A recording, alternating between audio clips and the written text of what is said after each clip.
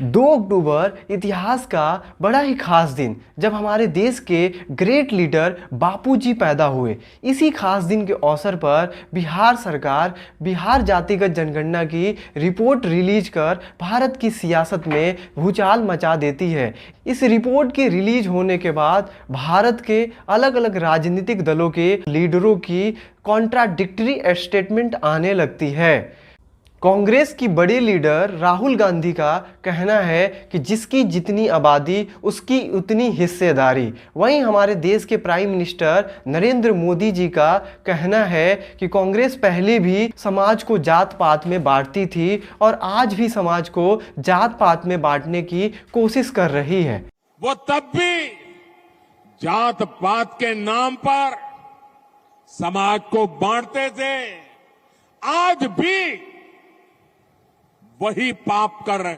बिहार जातिगत जनगणना की रिपोर्ट के अनुसार बिहार की कुल आबादी लगभग 13 करोड़ है, जिसमें backward classes 27%, EBC extremely backward classes 36%, schedule caste 19%, schedule tribes 1.68% और जनरल की बात करें तो लगभग 15% की आबादी है। ये क्या है जातिगत जनगणना कराई जाती है? जातिगत जनगणना कराने के पीछे सरकार की क्या मंशा है? क्या सचमुच में इससे पिछड़े जाति के लोगों को लाभ मिलने वाला है या एक वोट बैंक की राजनीति है? हेलो, मैं अरशद, आप देख रहे हैं सत्य वचन। 1881 census commissioner of British India WC प्लाउडेन एक ग्रेट स्टेप लेते हुए भारत की कंप्लीट सेंसस कराते हैं एक्सेप्ट कश्मीर, जिसमें कुछ बुनियादी सवाल जैसे कि आपका नाम, आपका बर्थ प्लेस, आपकी क्वालिफिकेशन, आपकी मैरिटल स्टेटस आदि पूछी जाती है। बस यहीं से हर 10 साल में अनइंटरप्टेडली जातिगत जनगणना होने लगती है।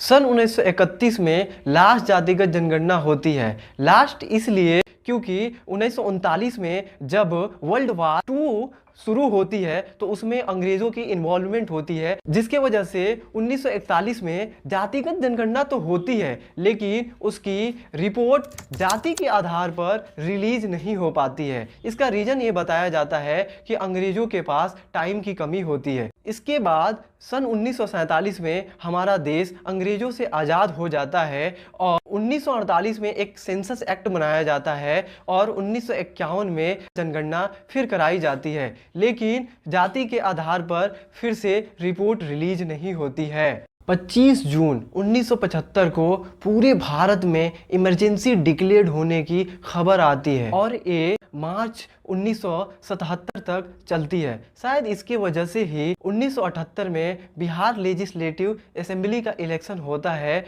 और कांग्रेस पूरी तरह से हार जाती है।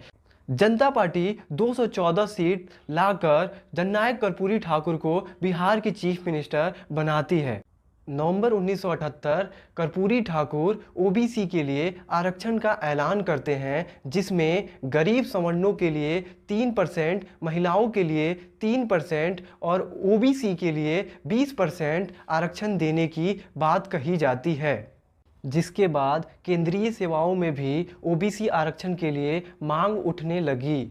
दिसंबर 1978 भारत के तत्कालीन प्रधानमंत्री मोरारजी देसाई पिछड़े जाति के लिए एक आयोग बनाने की नोटिफिकेशन जारी करते हैं, जिसे मंडल कमीशन कहा जाता है।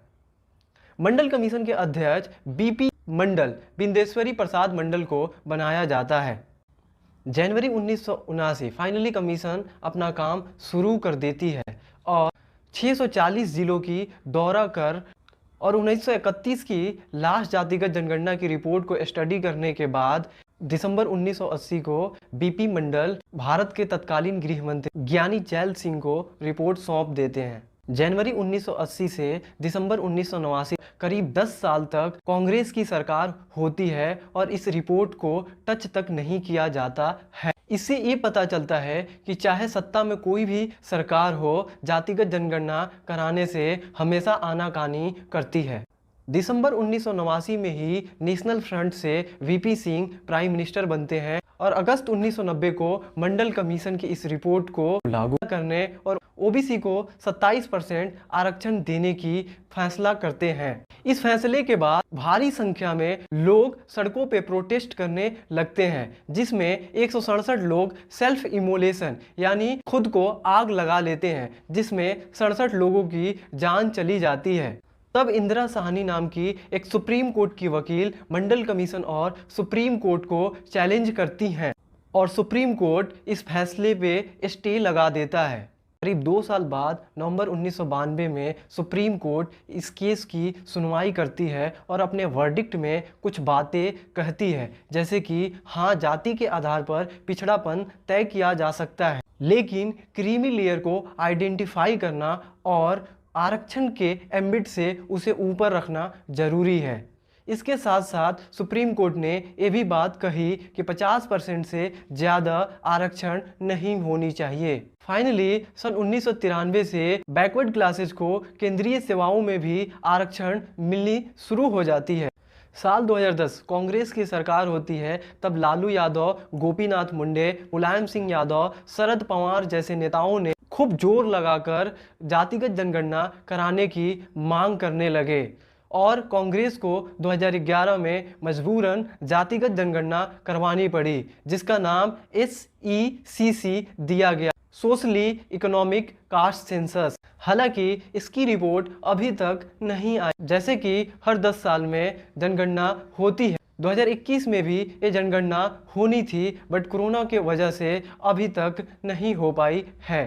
दोस्तों, इस मुद्दे पर आपकी क्या राय है कमेंट करके ज़रूर बताएं। अगर वीडियो इन्फॉर्मेटिव लगे तो लाइक, सब्सक्राइब, शेयर ज़रूर करें। Thank you so much.